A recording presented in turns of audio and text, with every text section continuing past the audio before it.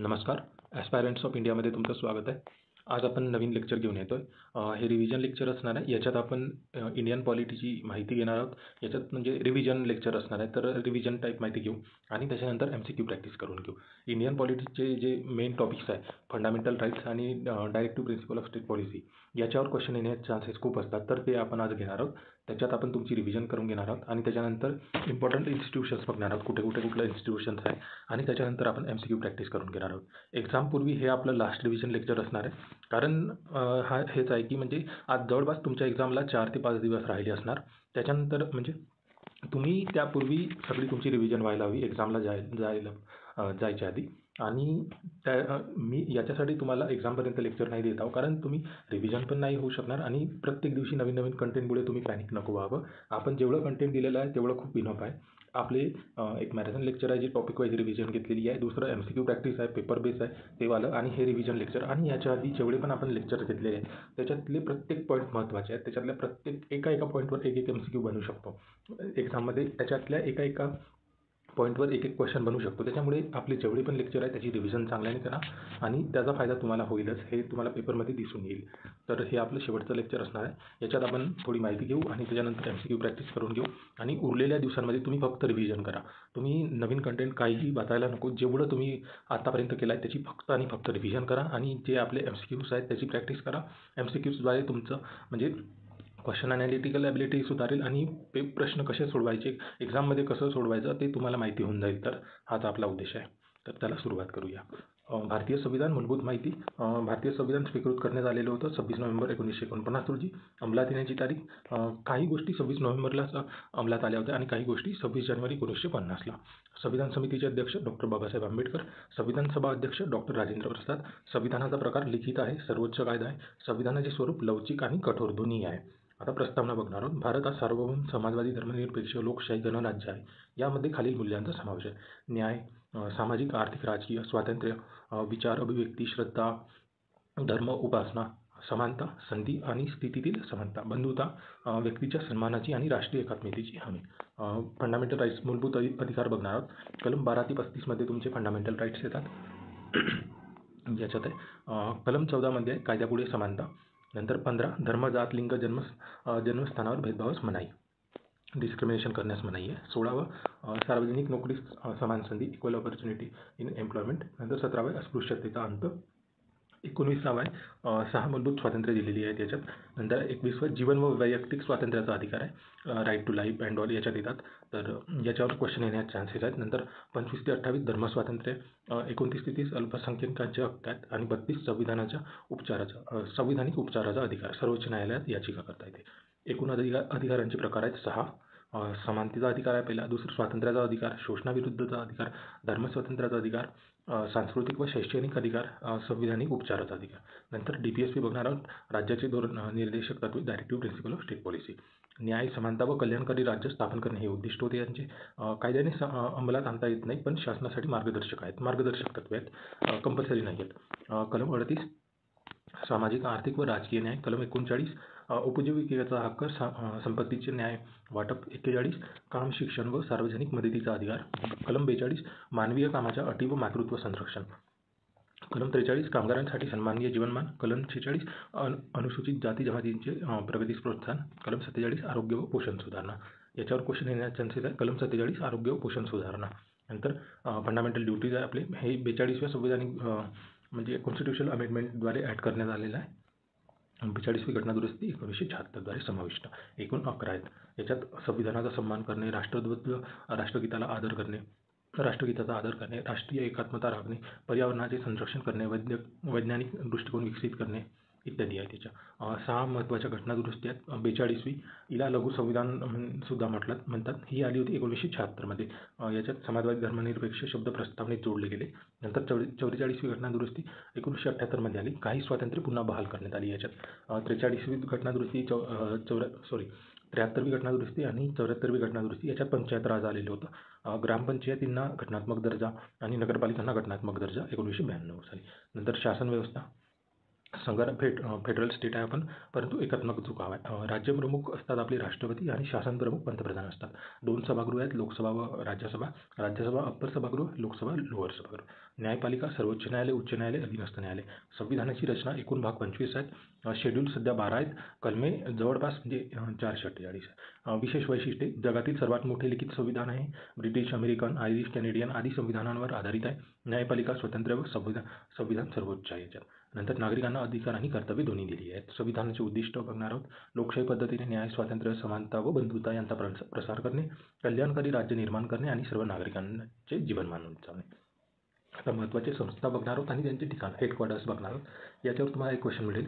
याच्यात पॉलिटीमध्ये तुम्हाला DPSP किंवा फंडामेंटल राईट्सवर एक क्वेश्चन मिळेल. नंतर ज्या महत्त्वाच्या संस्था आहेत त्याचे हेडक्वार्टर याच्यावर सुद्धा एक क्वेश्चन मिळेल आणि नंतर आपण MCQ प्रॅक्टिस करूया. National institute of tuberculosis and respiratory diseases, राष्ट्रीय क्षयरोग व श्वसन रोग संस्था, न्यू दिल्ली. नंतर आहे national institute of empowerment of person with multiple disabilities, Chennai. याचं मराठी ट्रान्सलेशन दिलेलं आहे, सो दॅट दोन्ही ज्यांचं मराठी माध्यम आहे किंवा ज्यांचं इंग्लिश माध्यम आहे दोघांनाही याचा फायदा व्हावा, हाच आपला महत्त्वाचा उद्देश. नंतर आहे national institute of mentally handicap, सिकंदराबादला आहे. नंतर national institute of visually handicap, Dehradun. All India institute of speech and hearing, Mysore. National institute of locomotive disability, Kolkata. National institute of rehabilitation training and research, Cuttack, ओडिसामध्ये. National institute of nutrition, Hyderabad. National institute of virology, Pune, हे आपलं पुण्यात आहे. कोविडच्या वेळी हे फार famous झालेलं होतं, नॅशनल इन्स्टिट्यूट ऑफ व्हायरोलॉजी. नंतर आहे क्वेश्चन. आता इथून आपण MCQ प्रॅक्टिस करून घेणार आहोत. इथून आपण महत्त्वाचे MCQ घेतलेले आहेत. याच्यात तुम्ही MCQs प्रॅक्टिस करून घेऊ शकता आणि जे पण क्वेश्चन दिलेले आहेत ते तुम्ही समजू शकता, सो दॅट याच्यावर प्रश्न आला तर तुम्ही सोडवायला हवा. पहिला प्रश्न आहे, under which act are charitable literary and scientific societies registered. सामाजिक, साहित्यिक व वैज्ञानिक संस्थांची नोंदणी कोणत्या कायद्यान्वये केली जाते? तर हे सोसायटीज रजिस्ट्रेशन ॲक्ट 1960. नंतर आहे which act provides compensation to workers injured during employment. तर याचा आहे वर्कमॅन कम्पेन्सेशन ॲक्ट 1923. कामगार नुकसान भरपाई अधिनियम 1923. नंतर क्वेश्चन आहे which act रेग्युलेट्स the formation and working of trade unions. तर याच्यात आन्सर आहे ट्रेड युनियन ॲक्ट 1926. औद्योगिक विवाद अधिनियम कामगार संघ अधिनियम 1926. कामगार संघटनांच्या स्थापनेस व कार्यप्रणालीसंबंधी कोणता कायदा आहे? तर याच्यात कामगारची संघटना, स्थापना इत्यादी कार्यप्रणालीशी कोणता कायदा आहे? तर कामगार संघ अधिनियम 1926 म्हणजे ट्रेड युनियन ॲक्ट 1926. नंतर which acts was enacted to restrain child marriage in India. भारतामध्ये बालविवाह रोखण्यासाठी कोणता कायदा लागू केला गेला होता? तर याचा आन्सर आहे प्रोटेक्शन ऑफ चिल्ड्रन्स ॲक्ट 1986. बाल संरक्षण अधिनियम 1986. नंतर which act provides the settlement of industrial disputes act. तर याच्यात ऑप्शन्स तुम्ही बघू शकता. आपण डिरेक्ट आन्सर बघणार आहोत कारण आपल्याजवळ वेळ कमी आहे आणि तुमची जास्तीत जास्त रिव्हिजन व्हायला हवी, हाच आपला उद्देश आहे. त्याच्यामुळे आपण थोडं हे लेक्चर फास्ट घेणार आहोत. आपले जे पूर्वीचे सुद्धा लेक्चर आहेत ते तुम्ही बघा आणि हे रिव्हिजन लेक्चर, याचा फायदा तुम्हाला नक्कीच एक्झाममध्ये दिसेल. तुमचे जे आपले सोशल वर्कचे 40 प्रश्न सोडवाल तुम्ही, तेव्हा तुम्हाला याचा फायदा दिसून येईल. Which act provides for the settlement of industrial dispute. औद्योगिक वाद मिटवण्यासाठी कोणता कायदा लागू आहे? तर इंडस्ट्रियल डिस्प्यूट्स ॲक्ट 1947. औद्योगिक विवाद अधिनियम 1947. नंतर which act provides medical and insurance benefit to workers. कामगारांना वैद्यकीय सेवा व विमा लाभ देणारा कायदा कोणता? याच्यावर क्वेश्चन येण्याचे चान्सेस आहेत. तर एम्प्लॉई स्टेट इन्शुरन्स ॲक्ट 1948. कर्मचारी राज्य विमा अधिनियम 1948. नंतर which act guarantees minimum wages to workers. Minimum wages act 1948. कामगारांना किमान वेतनाची हमी देणारा कायदा कुठला आहे? तर किमान वेतन अधिनियम कायदा 1948. नंतर आहे which act regulates contract labour to ensure fair treatment. करारावर काम करणाऱ्या कामगारांच्या हक्कांसाठी कुठला कायदा आहे? तर contract labour regulation and abolition act 1970. कंत्राटी मजूर नियम व उच्चाटन अधिनियम 1947. नंतर आहे which act ensures free and compulsory education for children. तर राईट टू एज्युकेशन ॲक्ट 2009. शिक्षणाचा अधिकार अधिनियम 2009. तर सर्व मुलांसाठी मोफत व सक्तीचे शिक्षण सुनिश्चित करणारा कायदा शिक्षणाचा अधिकार अधिनियम 2009. Which act provide legal protection to women from domestic violence. महिलांना घरगुती हिंसेपासून कायदेशीर संरक्षण देणारा कायदा कुठला आहे? तर protection of women's from domestic violence act 2005. महिलांवरील घरगुती हिंसा प्रतिबंधक अधिनियम 2005. नंतर which act ensure financial and social security for senior citizens. ज्येष्ठ नागरिकांच्या आर्थिक व सामाजिक सुरक्षेसाठी कोणता कायदा लागू आहे? तर याचा आन्सर असणार आहे maintenance and welfare of parents and senior citizens act 2007. पालक व ज्येष्ठ नागरिकांचे पालनपोषण आणि कल्याण अधिनियम 2007. नंतर क्वेश्चन आहे which is the author of integrated social work? Integrated social work या पुस्तकाचे लेखक कोण आहे? तर आर्थर फिंक. नंतर क्वेश्चन आहे आपला who wrote and introduction to social psychology? And introduction to social psychology हे पुस्तक कोणी लिहिले आहे? तर Kuppuswamy. Rajasthan village is authored by Rajasthan village हे पुस्तक कोणी लिहिले आहे? तर B.R. चौहान. नंतर community approach to mental health was written by Caplan G.A. Community approach to mental health हे पुस्तक कोणी लिहिले? तर Caplan G.A. Research method for social work is authored by research method for social work हे पुस्तक कोणी लिहिले आहे? तर D.K. लालदास. नंतर towards a philosophy of social work in India written by towards a philosophy of social work in India हे पुस्तक कोणी लिहिले आहे? तर दासगुप्ता यांनी हे पुस्तक लिहिले आहे. नंतर social welfare in India was written bye Durgabai Deshmukh. Durgabai Deshmukh यांनी सोशल वेलफेअर इन इंडिया हे पुस्तक लिहिलेले आहे. नंतर social group work a helping process was written by Gisela Konopka. ठीक आहे. Social group work helping process हे कोणी लिहिले आहे? तर गिझेला कोनोप्का यांनी. नंतर theory and practice of social case work author by Gordon Hamilton. Theory and practice of social case work हे पुस्तक कोणी लिहिले आहे? तर Gordon Hamilton. An introduction to social casework authored by Grace Mathew. An introduction to social work हे पुस्तक कोणी लिहिले आहे? तर ग्रेस मॅथ्यू. नंतर वर्किंग विथ कम्युनिटीज याचे लेखक कोण आहे? तर H.Y. Siddiqui. Social diagnosis authored bye मॅरी रिचमंड. मॅरी रिचमंड यांचे पुस्तक होते सोशल डायग्नोसिस. याच्यावर खूप एक्झाममध्ये क्वेश्चन आलेले आहे, तर हे तुम्हाला माहिती असणं गरजेचं आहे. लक्षात घ्या. आपले जे लेक्चर आहेत त्यांची चांगल्याने रिव्हिजन करा, तुम्हाला याचा फायदा होईलच. खूप म्हणजे एक्झामपर्यंत तुम्ही जेवढी जास्त रिव्हिजन कराल तेवढा तुम्हाला खूप फायदा होईल. A theory of human motivation authored by Abraham Maslow. Ideologies and social work historical and contemporary analysis authored by Murali Desai. Ideologies and social work हे पुस्तक कोणी लिहिले आहे? तर मुरली देसाई यांनी.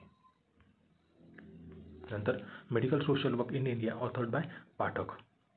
Medical social work in India हे पुस्तक कोणी लिहिले आहे? तर पाठक यांनी. नंतर smallest agency of informal education याचे अनौपचारिक शिक्षणाची सर्वात लहान संस्था कोण आहे? तर फॅमिली कुटुंब. याच्यावर खूप एक्झाममध्ये क्वेश्चन आलेला आहे. हा थेरी बेस्ड क्वेश्चन आहे, तर हे लक्षात घेणं गरजेचं आहे. अनौपचारिक शिक्षण म्हणजे जे आपलं इन्फॉर्मल एज्युकेशन आहे ते सर्वात कुठे मिळते? तर फॅमिलीमध्ये. फॅमिलीपासूनच त्याची सुरुवात होते. Who wrote social diagnosis from charity to social work याचे लेक्चर आहेत Mary Richmond. Social diagnosis from charity to social work हे पुस्तक कोणी लिहिले आहे? तर मॅरी रिचमंड यांनी. Who wrote the structure of social action the structure of social action हे पुस्तक कोणी लिहिले आहे? तर टॉलकट पर्सन यांनी. What is gerontology? जेरंटोलॉजी म्हणजे काय? A study of ageing and elderly issues. वृद्धत्व आणि वृद्धांच्या समस्यांचा अभ्यास म्हणजे जेरंटोलॉजी. What is ॲपॅथी? ॲपॅथी म्हणजे काय? तर lack of interest or concern. उदासीनता किंवा रस नसणे यालाच ॲपॅथी म्हणतात. नंतर आपला क्वेश्चन आहे where was the first charity organisation established? London 1869. First charity organisation established in London 1869. नंतर USA मध्ये झाली होती established. When was UN convention on rights of child adopted? UNICEF मुलांच्या हक्कांवरील करार केव्हा स्वीकृत झाला? तर 1989 मध्ये. What does ASHA stand for? ASHA या संक्षेपाचा पूर्ण अर्थ काय आहे? तर ॲक्रिडिटेड सोशल हेल्थ ॲक्टिव्हिस्ट. ज्याचा म्हणजे फुल फॉर्म आहे आशा. आशा याचा full form accredited social health activist. नंतर व्हॉट इज नायटोफोबिया? नायटोफोबिया म्हणजे फिअर ऑफ डार्कनेस, म्हणजेच अंधाराची भीती वाटणे. नेक्टो.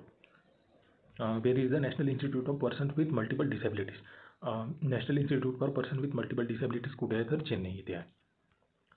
Which institute publishes the Indian journal of social work? तर हे देतं Tata institute of social work. Indian journal of social work कोण प्रकाशित करतात? तर Tata institute of social sciences. नंतर what is the formula of calculation of IQ? याच्यावर खूप एक्झाममध्ये क्वेश्चन आलेला आहे, तर हा फॉर्म्युला तुम्हाला माहिती असणं गरजेचं आहे. Mental health by chronological age into 100. ठीक आहे. मानसिक वय डिवायडेड बाय कालानुक्रमिक एज म्हणजे जे ॲक्च्युअल एज आहे ते इंटू 100. नंतर who coined the term sociology? Auguste Comte. याच्यावर पण खूप एक्झाममध्ये क्वेश्चन आलेला आहे. सोशियोलॉजी हा शब्द कोणी दिलेला? तर ऑगस्ट कॉम्टे यांनी. What are the 3 parts of Freud's personality theory? फ्रायडच्या व्यक्तिमत्व सिद्धांताचे 3 भाग कोणते आहेत? तर id, ego, super ego. What does etiology means? Study of causes of diseases. Etiology म्हणजे आजारांच्या कारणांचा वैज्ञानिक अभ्यास. Who develop the social learning theory? Albert Bandura. Rothman's community organization model included which three model? Locality development model, social planning model, social action model. स्थानिक विकास, सामाजिक नियोजन, सामाजिक कृती. Who proposed the inside learning theory? तर collar. Gender is considered as social contrast. सामाजिक संकल्पना आहे. लिंग हे सामाजिक संकल्पना म्हणून मानले जाते. What is ageism? Ageism म्हणजे काय? तर negative attitude towards age people. वृद्धांविषयी नकारात्मक दृष्टिकोन म्हणजेच एजिझम. Who coined the term संस्कृतायझेशन? M.N. Shrinivas यांनी संस्कृतीकरण हा शब्द दिला होता. Who is known as father of mental testing? तर Galton. Father of mental testing म्हणून कोणाला ओळखले जाते? तर गाल्डन. नंतर who establish the first psychological laboratory? तर विल्यम वुंट. पहिले मानसशास्त्रीय प्रयोगशाळा कोणी स्थापन केली? तर विल्यम वुंट यांनी. Who is known as the father of counselling? तर Frank Parson. Father of counselling म्हणून कोण ओळखले जाते? तर Frank Parsons. What is dysthymia? Dysthymia म्हणजे काय? तर chronic mild depression lasting at least 2 years. म्हणजे किमान 2 वर्षे टिकणारा सौम्य व दीर्घकालीन नैराश्य. डिप्रेशनमध्ये असते 2 वर्ष. जी व्यक्ती 2 वर्षापर्यंत डिप्रेशनमध्ये असते त्यांना म्हणतात डिस्टिमिया. त्याला म्हणतात डिस्टिमिया. नंतर इन्फंट मॉर्टॅलिटी रेट रेपस टू. शिशु मृत्यू दर म्हणजे काय? याच्यावर पण खूप एक्झाममध्ये क्वेश्चन आलेला आहे. तर याचा आन्सर असणार आहे हे death per 1000 children under 1 year of age. एका वर्षात म्हणजे 1000 मुलांमागे एका वर्षात किती मृत्यू झाले त्याला म्हणतात. नंतर ego psychology in social work was prepared by Goldstein. नंतर IPSW Indian society for professional social workers was established in 1970. भारतीय व्यावसायिक सामाजिक कार्यकर्त्याची संस्था केव्हा स्थापन झाली? तर 1970 मध्ये. Key differences between casework and counselling? Casework आणि काउन्सिलिंगचे डिफरन्सेस काय? तर counselling does not require agency, casework does. काउन्सिलिंगसाठी एजन्सीची आवश्यकता नाही राहत, केसवर्कसाठी असते. Counselling focuses on a single problem, casework consider client as a whole. Counselling एका समस्येवर लक्ष केंद्रित करते, केसवर्क संपूर्ण क्लायंटवर. Counselling focuses on problem, casework focuses on clients and services. Counselling समस्येवर, केसवर्क क्लायंट आणि सेवांवर लक्ष देते. तर वरील सर्व पर्याय बरोबर आहे. ह्युमन डेव्हलपमेंट इंडेक्स इन्क्लूड मानव विकास निर्देशांक HDI मध्ये कोण समाविष्ट? तर life longevity, life expectancy, knowledge, decent standard of living हे सगळे याच्यात HDI मध्ये इन्क्लूड केलेले जातात. कमेंटमध्ये तुम्ही सांगाल HDI कोण पब्लिश करतं? याच्यावर पण खूप एक्झाममध्ये क्वेश्चन आलेला आहे. तर हे याच्यावर म्हणजे हे सुद्धा तुम्हाला माहिती असणं गरजेचं आहे. हा इंडेक्स कोण पब्लिश करतं? कमेंटमध्ये तुम्ही याचा आन्सर सांगू शकता. Minimum needs programme was launch during. Minimum needs programme कधी सुरू झाला? तर 5th 5-year प्लॅनमध्ये, पाचव्या पंचवार्षिक योजनेमध्ये सुरू झाला. बिब्लिओथेरपी म्हणजे काय? तर युझिंग लिटरेचर फॉर थेरपी. साहित्याचा उपचारासाठी वापर म्हणजेच बिब्लिओथेरपी. बुलिमिया नर्वोसा म्हणजे काय? तर excessive eating followed by purging. अति खाणे आणि नंतर उलटी खाणे, बुलिमिया नर्वोसा हे इटिंग डिसऑर्डर्समध्ये येतात. नंतर होमिओस्टेसिस म्हणजे काय? तर systems tendency to maintain stability. प्रणालीची स्थिरता राखण्याची प्रवृत्ती. Scalogram analysis was developed by. Scalogram analysis कोणत्या शास्त्रज्ञाने विकसित केला? तर लुईस गटमॅन यांनी. Social work methods include social casework, group work, community organisation, सामाजिक केसवर्क, गटकार्य, सामुदायिक संघटना, social welfare administration, social work research, social action. तर हे दोन्ही आन्सर बरोबर आहे. याच्यावर पण खूप एक्झाममध्ये क्वेश्चन आलेला आहे, हे तुम्हाला माहिती असणं गरजेचं आहे. प्राथमिक मेथड आहे सोशल केसवर्क, ग्रुप वर्क आणि कम्युनिटी ऑर्गनायझेशन, आणि त्याच्यानंतर सेकंडरी मेथड आहे social welfare administration, social work research आणि सोशल ॲक्शन. हे दोन्ही मेथड्स आहे सोशल वर्क. क्लेप्टोमेनिया म्हणजे कंपल्सिव्ह स्टिलिंग, जबरदस्तीने चोरी करणे म्हणजेच kleptomania. Learning disabilities include. Learning डिसेबिलिटीजमध्ये काय? तर dyslexia, difficulty in reading, dysgraphia, difficulty in writing, dyscalculia, difficulty in mathematics. Dyslexia म्हणजे वाचनातील अडचण येते तेव्हा, डिस्ग्राफिया म्हणजे लेखनातील अडचण येते तेव्हा, आणि डिस्कॅल्कुलिया म्हणजे जेव्हा तुम्ही गणितातील अडचण असते तेव्हा डिस्कॅल्कुलिया असते. तर यावर पण खूप एक्झाममध्ये क्वेश्चन आलेले आहे, तर हे तुम्हाला माहिती असणं गरजेचं आहे. नंतर मिलेनियम डेव्हलपमेंट गोल कधी आले? तर 2000 मध्ये. आणि सस्टेनेबल डेव्हलपमेंट गोल कधी आले? तर 2015 मध्ये. सस्टेनेबल गोल एक्झाममध्ये एकदा जाऊन बघून घ्या. एक्झामला जायच्या आधी तुम्ही एकदा सस्टेनेबल डेव्हलपमेंट गोल किती आहेत, काय आहेत ते बघून जाल. त्याच्यावर पण खूप एक्झाममध्ये क्वेश्चन आलेला आहे. तो टॉपिक आपण यात इन्क्लूड नाही केलेला आहे, तर तो एकदा बघून जाल. नंतर insomnia refers to difficulty in falling sleep, झोप लागण्यात अडचण म्हणजे इन्सोमेनिया. नंतर Piaget stages of child development sensory motor stage आहे 0 ते 2 वर्ष. नंतर आहे प्री ऑपरेशनल स्टेज 2 ते 7 वर्ष, कन्क्रीट ऑपरेशनल 7 ते 11 वर्ष, फॉर्मल ऑपरेशनल 11 ते 15 वर्ष. तर सेन्सरी मोटर 0 ते 2 वर्ष आहे, प्री ऑपरेशनल 2 ते 7 वर्ष, कन्क्रीट ऑपरेशनल 7 ते 11 वर्ष, फॉर्मल ऑपरेशनल 11 ते 15 वर्ष. हे तुम्हाला माहिती असणं गरजेचं आहे. याच्यावर पण खूप एक्झाममध्ये क्वेश्चन आलेले आहेत. ESI benefits were established in, याचा आन्सर आहे 1948. ESI बेनिफिट्स कधी मिळाले तर 1948मध्ये. Employee state insurance act. What scope stands for, याच्यावर पण एक्झाममध्ये क्वेश्चन आलेला आहे. हा फुल फॉर्म माहिती असणं गरजेचं आहे. Planning, organising, staffing, directing, coordinating, reporting, budgeting.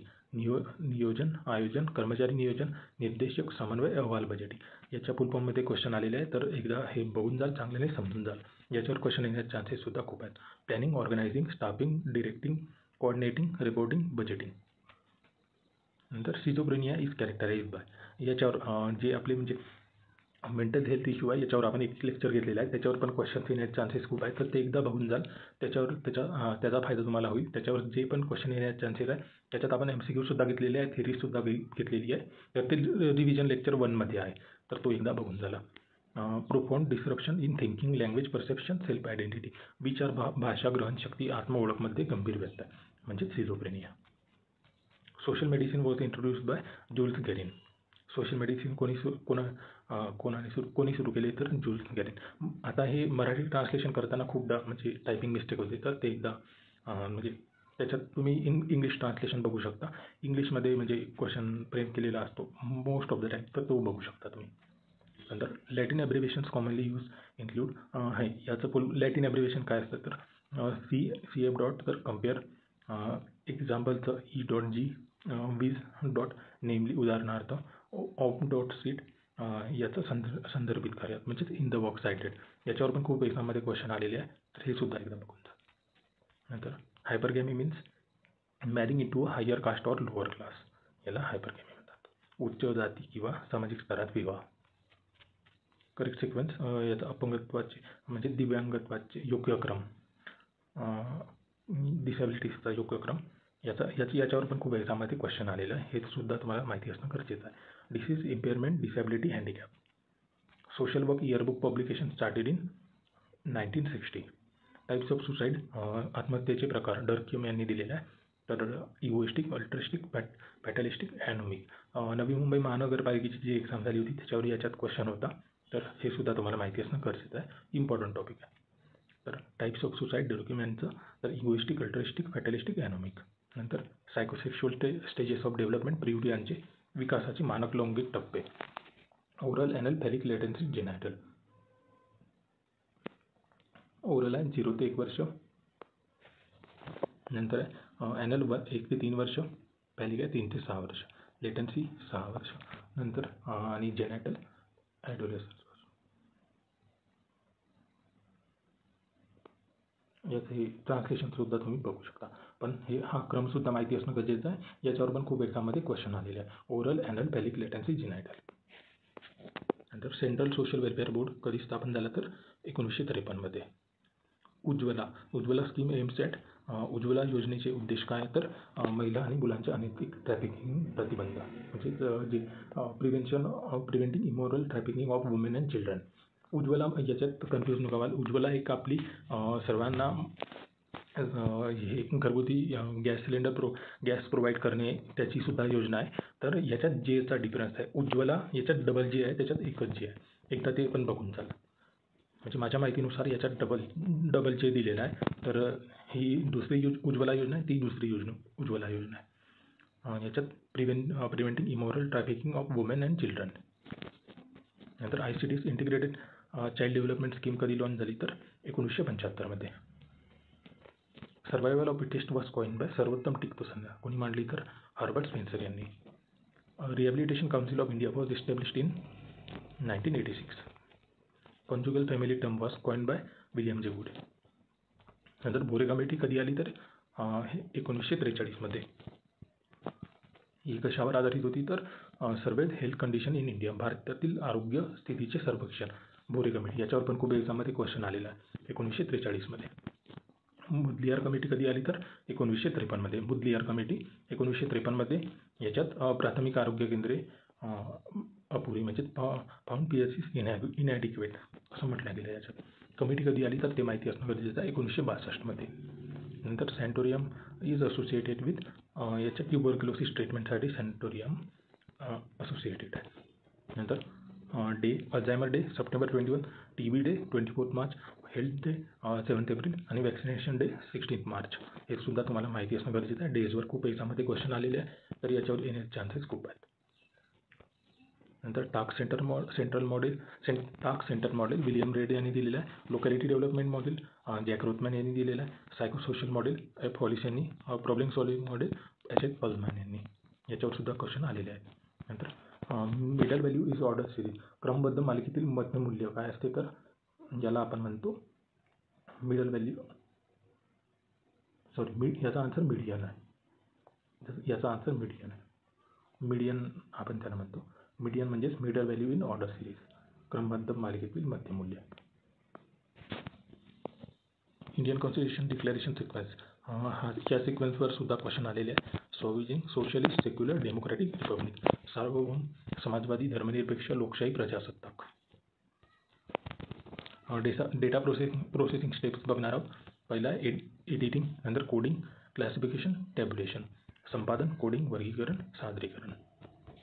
Social work model task centre model William J Reid. Locality development model Jack Rothman. Psychosocial model F. Hollis. Problem solving model H. Perlman. हा question double झालेला आहे तर हे सुद्धा माहिती असणं गरजेचं आहे. नंतर पल्स पोलिओ इम्युनायझेशन प्रोग्राम आला होता 1995 मध्ये. नॅशनल रूरल हेल्थ मिशन आलेलं होतं 2005 मध्ये. याच्यात नॅशनल अर्बन हेल्थ मिशन आलं 2013 मध्ये.